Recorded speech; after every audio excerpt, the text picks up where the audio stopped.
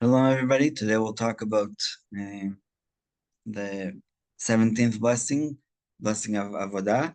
And even though it sounds like a request, our rabbis tell us that this is part of the three last blessings, which are Thanksgiving. And so basically, we're trying to understand how this blessing that sounds like a request is really Thanksgiving. And so the rabbis tell us that because everything that we just said in our prayer is compared um, to the worship and service in the temple, that our prayers were basically saying we already said Shema Kolenu in the previous blessing, but now we're saying in order for us to be able to fulfill the service properly, not only in our heart but also with our hands and other limbs that we use, that we are basically saying to Hashem, it will be great if you rebuild the temple um, and we will thank you by bringing all these offerings. So that's really the motto of this blessing. So the first time that the word sha'ah, like it says in Utfilatam she'eh, Yud Shin Ayin or Shin Ayin Hey, the first time that that is said in the Torah is with Cain and Abel.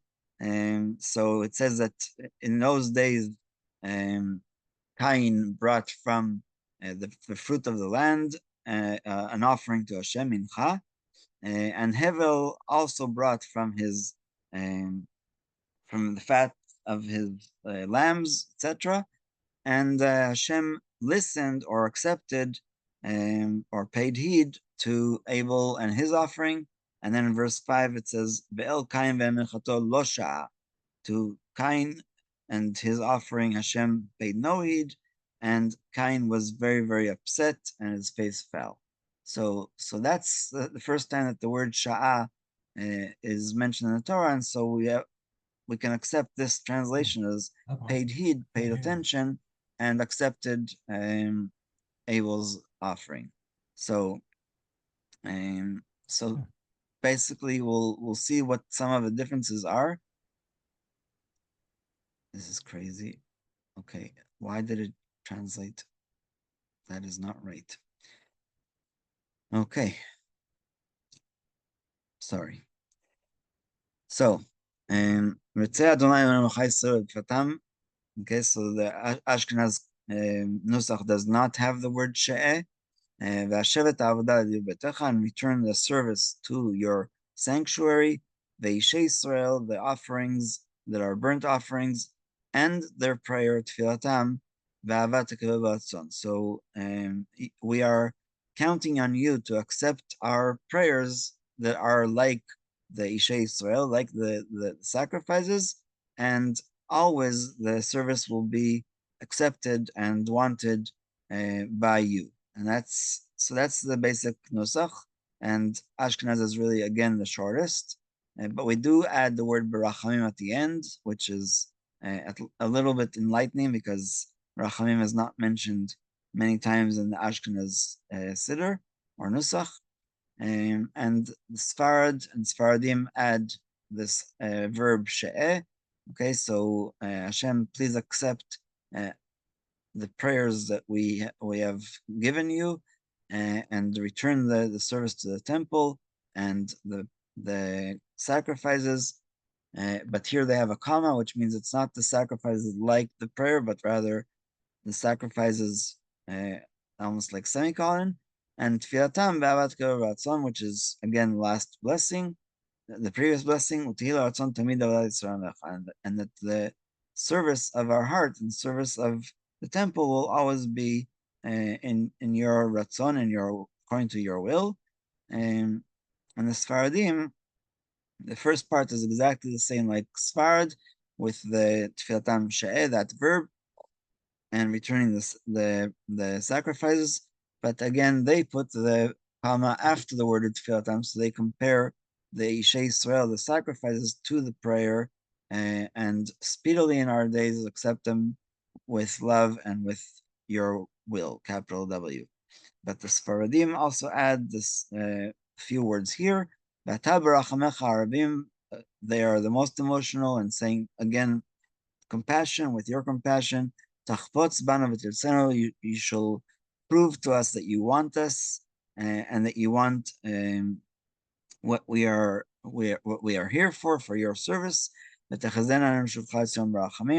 again, so so because today is Gimel Elul, I decided to quote from one of the lesser known books of Rav Kook. He died today, 91 years ago, in 1933. And he writes in very special Hebrew, because he invented a few words. Here is kultura, which is literally culture, but I think it should be translated as practice. So concerning that time, which is the peak of the holy culture or practice, so we're talking about the end times, our sages said in their great wisdom that in the future all sacrifices will be canceled. Okay, so they didn't say what will replace the sacrifice, because we already replaced them according to our understanding with prayers. But the question is, why, if the temple is supposed to be rebuilt, why will we cancel all the sacrifices? And so Rav Kook offers his own interpretation for this. And the verse says about the vision of the final days or end times, then the offering of Judah and Jerusalem shall be pleasing to God as in the days of yore and in the years of old, thus emphasizing the male or vegetarian offerings instead of animal sacrifices. So he wrote a small booklet called Chazon HaTzimchonut VaShalom, the vision of vegetarianism and world peace. And this was one of the, like I said, lesser known books of his, but that's his suggestion to this verse, which we say every single day at the end of the prayer. We say, "Yehi ratzon lefanecha Adonai Eloheinu korban," and that that the offering of Judah and Jerusalem will be as pleasing to you as in the days of old.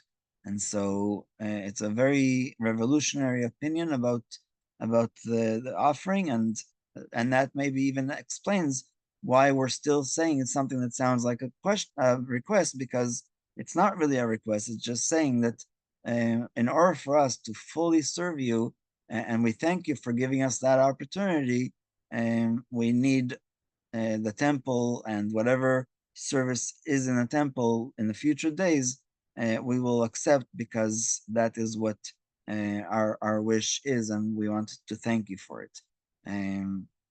So in this week's parsha, as we try to do every Friday, there's lots of laws that are specifically for the leadership. So the Kohen, the Navi, the Melech, even Kohen HaMashiach at the very end of the parsha, where there's a Kohen that is appointed or anointed specifically to be an army chaplain.